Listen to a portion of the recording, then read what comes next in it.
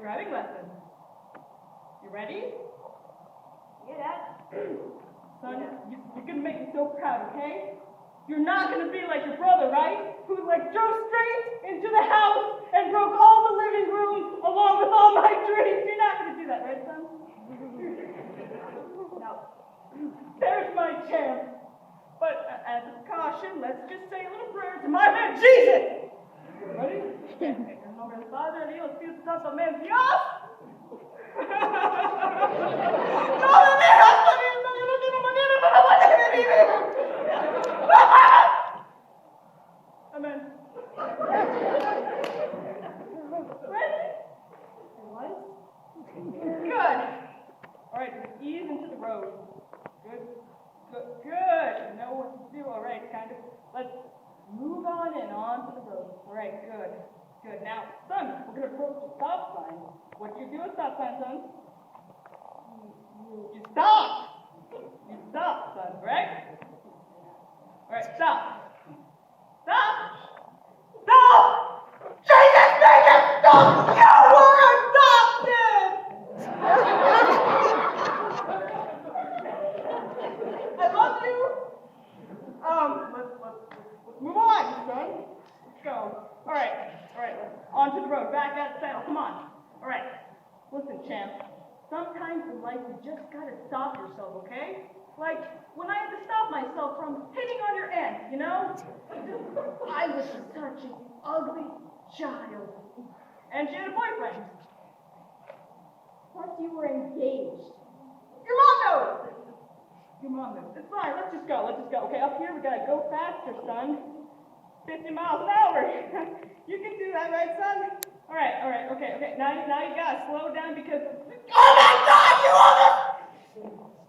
You could have killed them. This is why we thought you were possessed by the devil. We used to pour holy water on you, and you would just start crying and you're a child of Satan, child of God. Okay. All right. Son, you want to go home, son? Okay. Up ahead, you got to turn left, son. All right, I'll tell you when. 1, 2, 3. I used to be a drag queen. Eyes on the road. My name was Coco, and I owned that stage. I am not ashamed. But let's never mention this at dinner or ever again.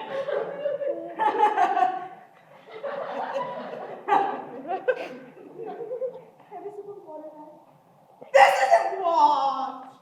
I mean, it is water, but what water, son? Eyes on the road. What are you doing? Okay. We're almost home. Just in the driveway. Oh my God. Ah! We made it.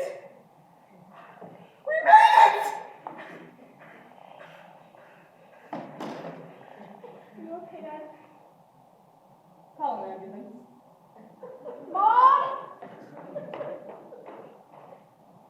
Thank you.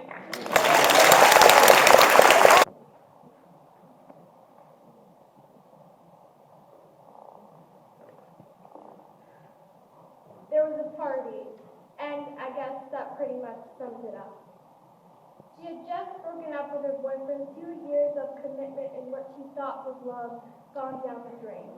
Dedicated to watching endless reruns of corny television shows, eating endless amounts of junk food, and holding herself up in her room all day for hours.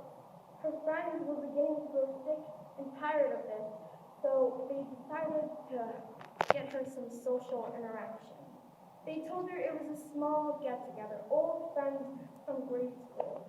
She was reluctant to the idea of going out with anyone, but had no choice in this instance. It was too late before she realized that this small get-together that they droned about was a lie. The thought of herself in the presence of her ex made her whine and protest that all came to an end when one of her closest friends told her what she needed to hear. Everything she said was true. She didn't have the right to be sad or upset. She had fallen in love with a heartbreaker, so what should have she expected? She also noticed how unfair she was being towards her family, friends, and especially herself, wasting her time on someone who didn't care about her. Maybe it would do her some good to go out and have some fun. Exactly what she feared challenged her. The scene displayed before her was her ex-boyfriend and her least favorite person cuddled up together. Anger flooded her system like gasoline to a flame, and she had a few choice words for the both of them. Let me just leave it at that. But she was hurt. It was as if that night was replaying in her mind on a never-ending loop, making her fall deeper and deeper into that black bottomless pit, lost without any direction. She was drunk, no doubt about it, and her friends had urged her to go home, but she refused, having way too much fun to leave now. Also confused by their actions, hadn't they wanted her to come out tonight, and now they want her to go home? She was hot now. A thin sheen of sweat layered her body, her head hurt, her heart hurt. She was vulnerable. It was Guy, it all happened so fast. She was surrounded by people, and then there was no one. It was dark. He was there. He called her beautiful, and she was so afraid. This man knew she was vulnerable. The mention of her ex making her get lost in thought. By then the anger, the alcohol had left her system, and the heartbreak was there to replace it. She was lost in the memories. She didn't realize he had gotten so close. He called her beautiful again, and by then she was shaking. Her head hurt, her heart hurt. She was vulnerable. I guess the fact that he had given her a few compliments meant he had the right to violate her. Each noise that roared from deep within her had fallen flat. Everything was louder than her. Then it was over. It was fun, were the last words she uttered as she stood. The next thing she knows, she's standing in front of him with boiling anger that settled in the pit of her stomach. And then she's standing at a window. The glass was shattered, tiny shards digging through the soles of her feet. He lay there in the street like she lay there, all shook down, non-moving, eyes wide open, that same stare. Every time someone asks her about that night, she tells them it was all a blur, when really it was clear as the day it happened. That night, a man raped her at a party, and she killed him. Nobody knew until now. Just think of it as our little secret. What's hers is now yours. Thank you, Nadine.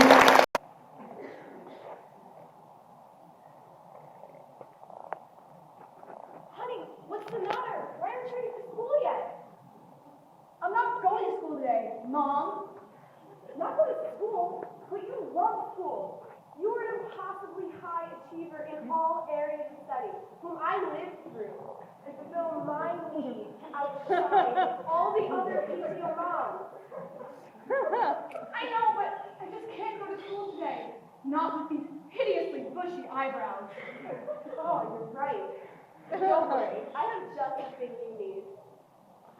Ultra Beauty Brow Be Gone, now with Ultra Babe Action.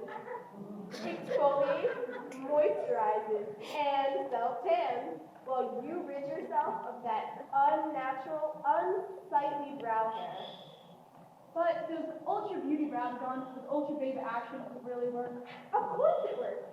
Kim Kardashian says it's the secret to her luminous skin. And celebrities would never lie to endorse a product. That would just be unethical. Wow, Mom, you really do know everything. I know.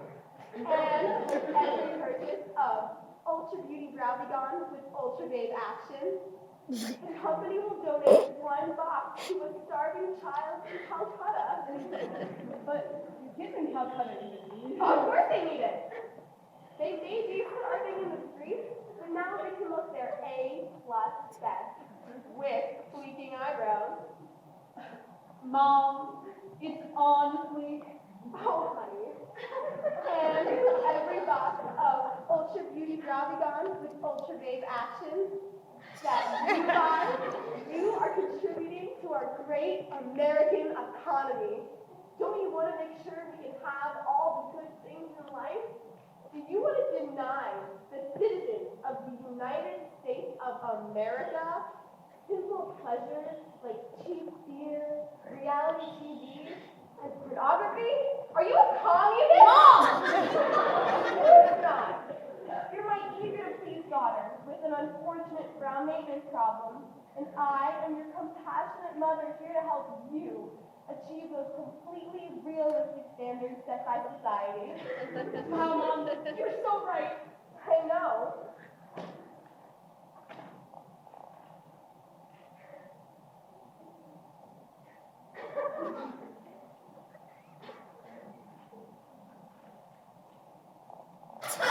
Wow, honey, you look terrific. I know, Mom, and it's all thanks to you. And Ultra Beauty Brownie Ultra Babe Action. Ultra Beauty Brownie with Ultra Babe Action. Because there's always something to fix about yourself.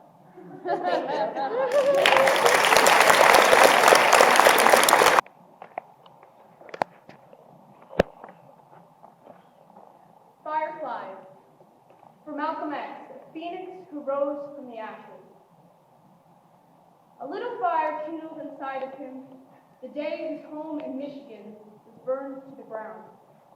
2 years later, flames spread to his limbs, scorched his body, a helpless tree in a forest fire. His roots, suppressed beneath the ground, pinned him down, as his father laid on trolley tracks, still as a fallen oak. Truth lingered like smoke. With each breath, smog filled his lungs. His mother choked, as everyone inhaled honesty and exhaled lies. Too winded to speak, he stayed silent. Too exhausted to fight, he succumbed to their oppression. The lies they told, the labels carved into him, blaming the color of his skin.